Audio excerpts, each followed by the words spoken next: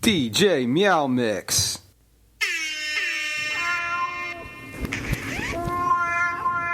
Thanks for getting your mama to come on the show.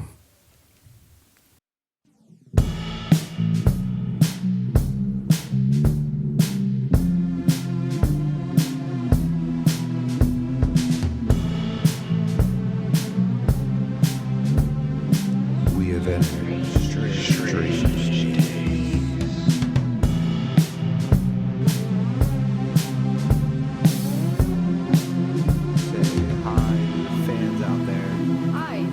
I am Soulless, and I'm joined today by my lovely partner, Sheri.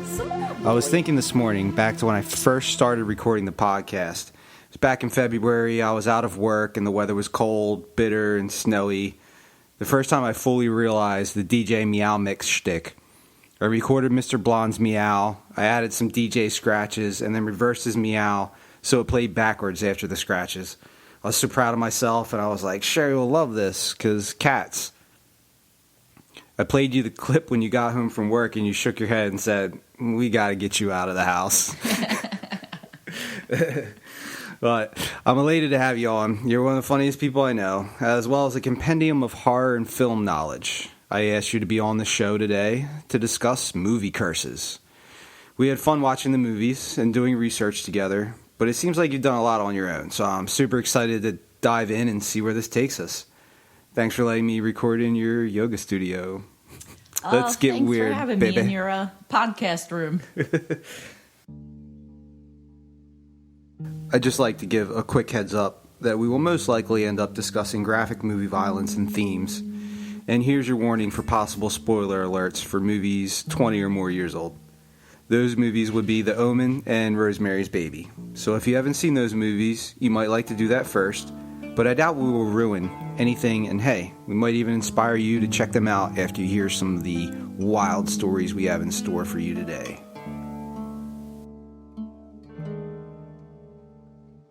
So the first movie we're going to get into is probably the most known for the curses surrounding it, at least the one with any kind of substance. So the original Omen was from 1976. And from a How Stuff Works article, quote, actor Gregory Peck's son committed suicide before filming even began. Peck's plane was struck by lightning en route to London, as was a producer's plane. The London hotel where that same producer and others were staying was bombed by the IRA. A planned excursion by some cast and crew to a restaurant was canceled when the restaurant also was bombed. A plan to hire a private jet for some aerial footage was postponed so a group of business people could use the jet, which crashed on takeoff.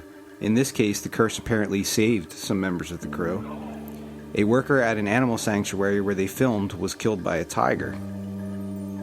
The capstone to the curse was the car crash involving John Richardson, who had designed the special effects for The Omen, many of them very gruesome.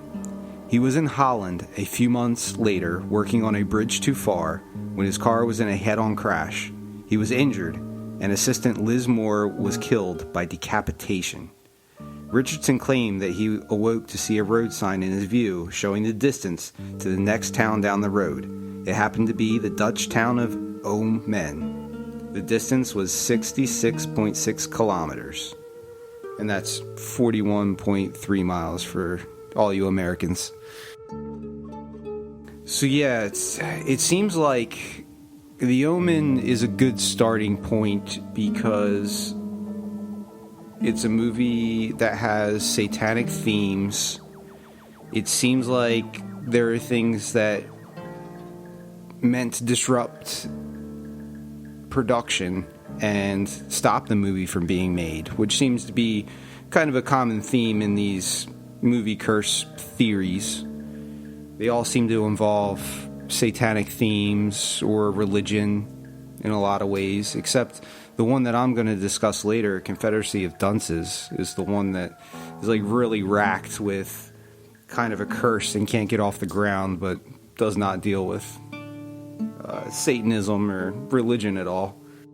So what did you think of the movie? It was pretty creepy, right? It all around has a really creepy vibe. I hate to mention something like, someone committing suicide and exploiting that in a discussion about movie curses, but I can only imagine it added to tension on the set for Gregory Peck and others around him, and just that whole when it rains it pours thing too, things keep going wrong for you. It's got to affect your demeanor.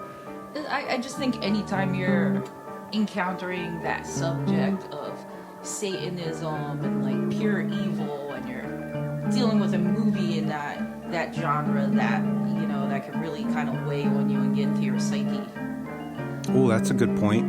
Yeah, because people like to talk about how playing certain characters change them too, like the Joker. What's his name? Heath Ledger. Thank you. Yes, they say that Heath Ledger was so into that character and it kind of psychologically damaged him. Yeah, that's a good point. I didn't really think of that.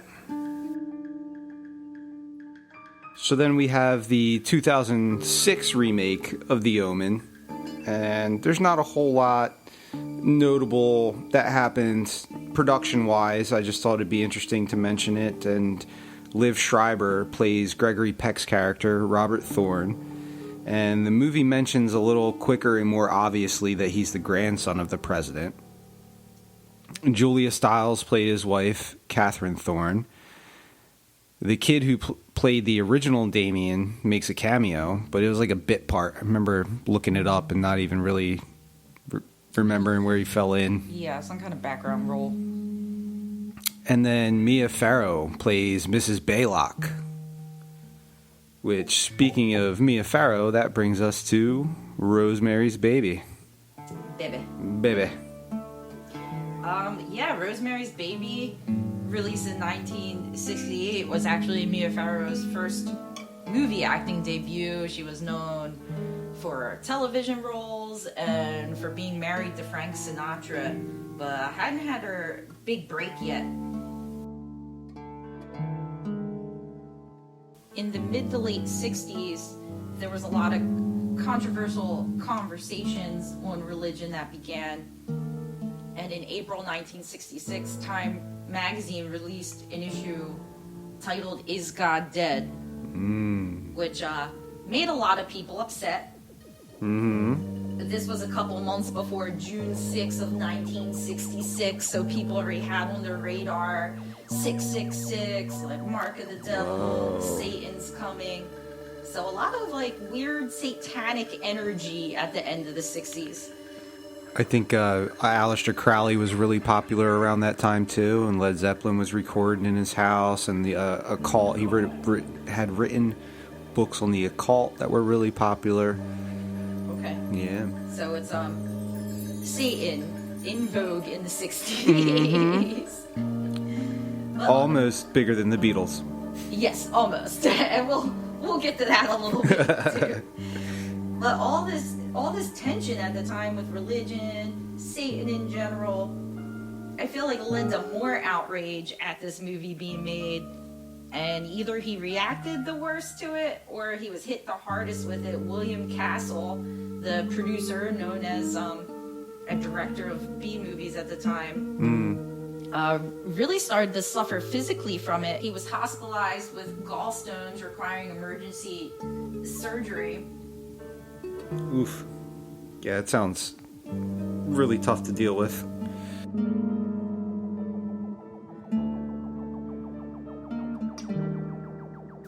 While Castle was hospitalized with his gallstone issue, he started to experience hospital delirium, and he's reported to have hallucinated scenes from the movie while in the hospital, even shouting out, "Rosemary, for God's sake, drop the knife." Oh man, that's creepy. You imagine being a nurse on that floor? Yeah, I'm sure they were a little creeped out by all of that. Or, it could just be another day of being a nurse. They normally deal with a lot of stuff day to day.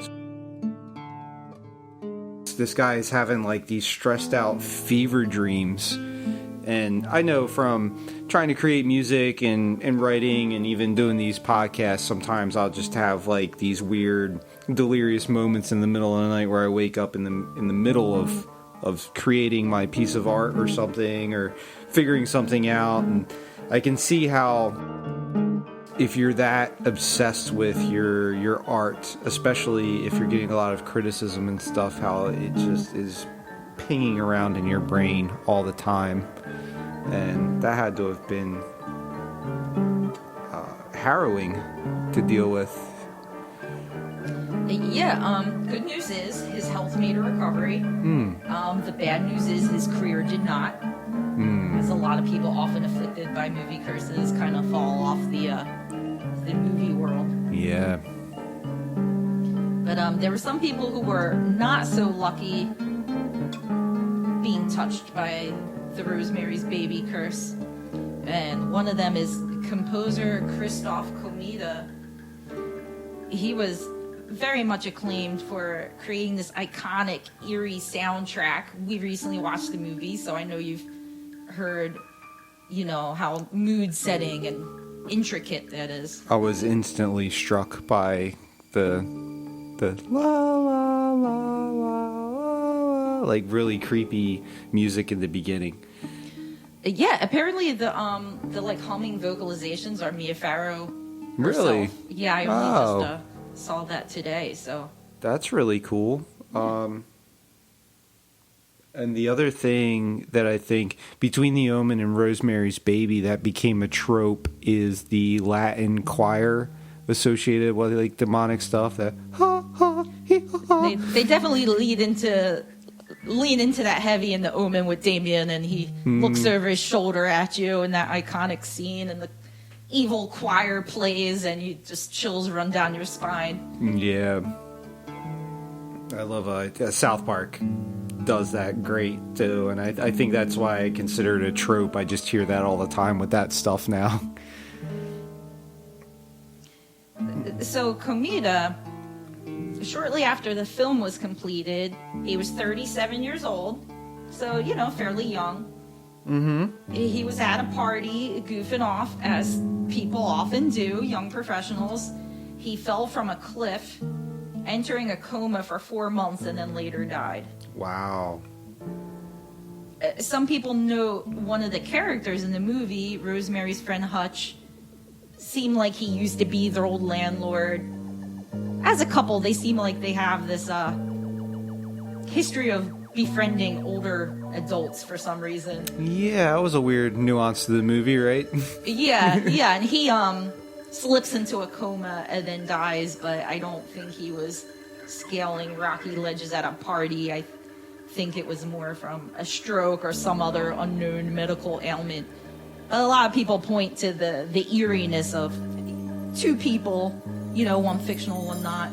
How similar it was. Yeah. That poor guy, all he was trying to do was help Rosemary. That's the cliff he was dancing on when he fell. Yes, pretty much. You don't want to get close to stopping a satanic cult, that's for sure, if you want to. So this leads us to, I would say, the most affected by the movie was Roman Polanski. Not career so much. He's one of the people who are still hanging in their career, but life-wise, his wife at the time, Sharon Tate, was obsessed with the idea of the movie and the role of Rosemary and really wanted it. Polanski reportedly thought it would be unethical to have his wife play the lead role in this movie. That's a hell of a place to be in. Yeah, and everybody kind of agreed that Mia Farrow had that perfect all-American girl, sweetheart look they were going for.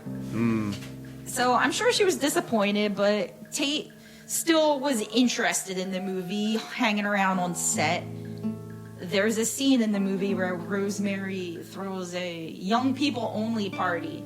Pretty much when she starts getting creeped out by their elderly, she doesn't know yet, satanic cult leaders. she throws a party of only people their age, which I guess would be probably like late 20s, early 30s. I don't think they ever really say how old they are. But Sharon Tate plays a background role as a party goer.